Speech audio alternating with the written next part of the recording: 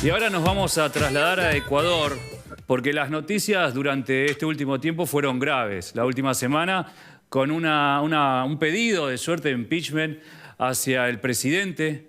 Las últimas semanas también con todo el movimiento indígena de pie. Bueno, vamos a hablar con una periodista, Joana Canizares, muy reconocida en Ecuador, que nos va a relatar un poco lo que sucede allí. Bienvenida, Joana, ¿cómo estás? Muy bien, muchísimas gracias por permitirme contarles lo que ocurre acá en el Ecuador. Los saludo desde Quito, la capital, la mitad del mundo. Así es. Bueno, muchas gracias por estar ahí.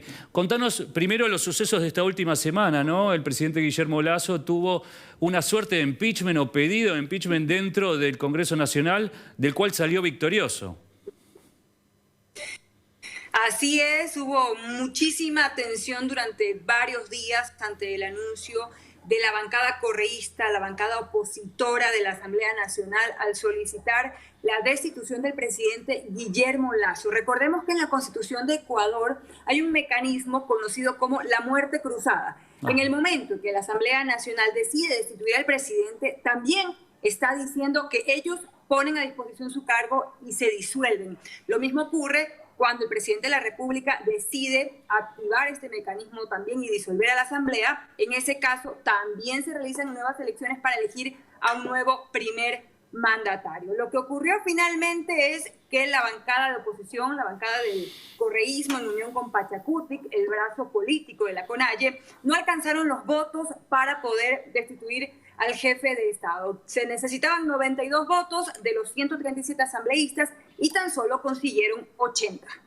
Sí, estuvieron allí cerca, digo, pero también hace tiempo muy corto que el presidente está ejerciendo el poder. ¿Cómo puede ser que en tan poco tiempo, en un año, ya esté este proceso? Tiene mucho que ver, por supuesto, con el movimiento indígena, ¿no?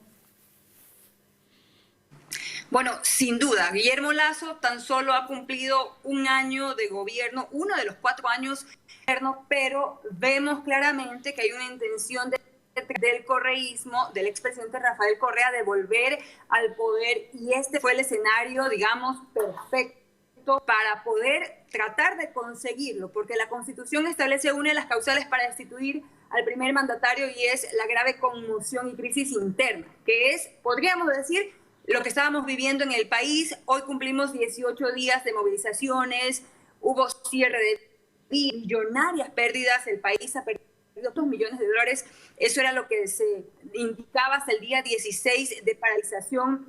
Ha habido 6 personas lamentablemente fallecidas, 5 del lado de los manifestantes, 1 del lado del gobierno, digámoslo así, porque es adicional. Podemos sumar a 2 personas que fallecieron porque las ambulancias no lograron cruzar las vías que estaban completamente cerradas y lamentablemente no consiguieron la atención médica urgente y fallecieron. Esto es lo que deja este paro hasta el día de hoy, día 18.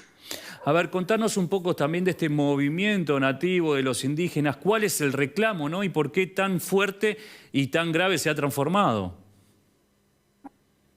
Bueno, la CONAIE es un sector indígena. CONAIE significa Confederación de Nacionalidades Indígenas. Es un sector muy importante de nuestro país. Por supuesto que somos un país plurinacional. Son tan importantes que ellos han formado un brazo político que es conocido como Pachacutic, un movimiento político que llegó a la Asamblea Nacional como segunda fuerza política más importante luego del correísmo.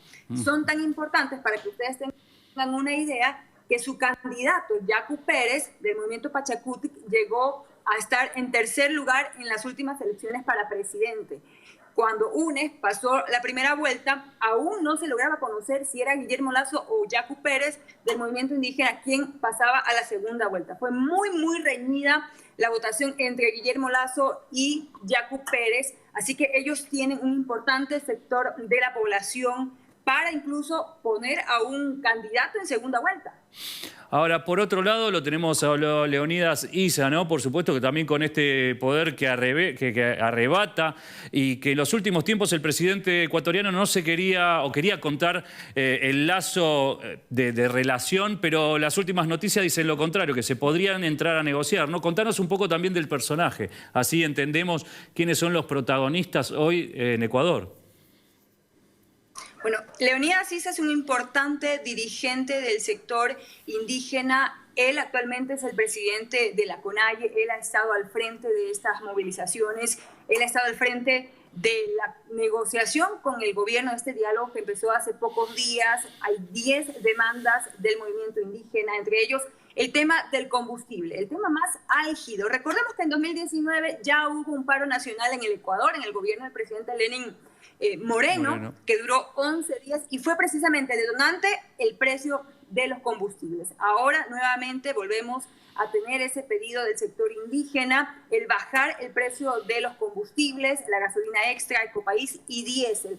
¿Qué es lo que pedían en la CONAIE? Que se reduzca 40 centavos el precio del galón. El presidente Guillermo Lasso decidió bajar el precio a 10 centavos, pero la CONAIE dijo que esto era insuficiente. Nuevamente se han sentado a dialogar ya el sector indígena con el gobierno y han acordado bajar 5 centavos adicionales al precio de los combustibles y al diésel. Es decir, que han llegado a una mediación gracias a la intervención de la conferencia episcopal. La Iglesia Católica intervino y es quien ha cumplido un papel fundamental dentro de estas protestas. Gracias a su intervención podemos decir hoy que el paro ha finalizado.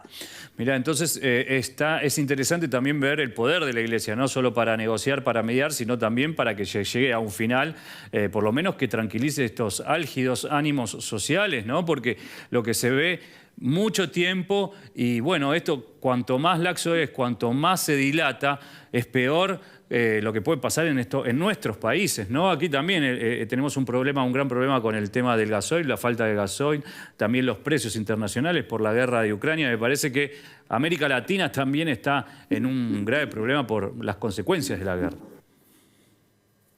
Sí, sin duda, también a Ecuador le ha afectado este conflicto bélico entre Ucrania y Rusia. Acá los precios, por ejemplo, como el aceite, se dispararon y ese era otro de los puntos de la CONAIE, que se controle el costo de los productos de primera necesidad, también el tema de la salud, mayor acceso a la educación, que se controle el precio que se le paga a los productores que están en el campo.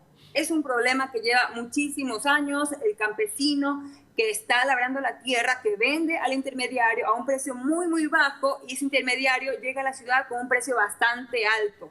Ese es otro de los temas, otra de las demandas que presentaba la CONAIE.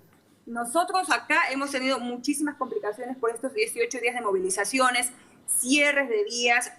El día hasta esta semana, la tercera, lo que vivíamos es ya escasez de combustible, escasez de gas, escasez de productos. Íbamos a un supermercado o al mercado y veíamos perchas absolutamente vacías. No había pollo, no había carne de res, huevos. Una cubeta llegó a costar 300% más de su valor habitual. Estábamos viviendo una situación bastante desesperada y por ende ya la necesidad urgente de que las autoridades se sentaran a dialogar. Y qué bueno es saber que a través de la Conferencia Episcopal Ecuatoriana se logró ese diálogo y ya el sector indígena ha decidido poner fin al paro en el Ecuador.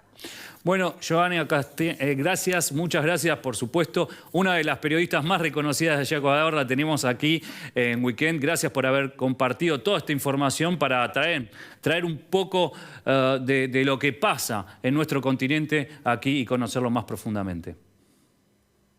Les envío un abrazo desde Quito, Ecuador, la mitad del mundo. Excelente. Hasta luego. Gracias, Joana. Y así tuvimos la última información de lo que sucede y lo que sucedió durante estos últimos 15 días allí en Ecuador. Un país, hermano, de Latinoamérica que también estaba en una posición muy endeble en cuanto a la materia social. Señoras y señores, vamos a un corte y a la vuelta seguimos aquí en Weekend.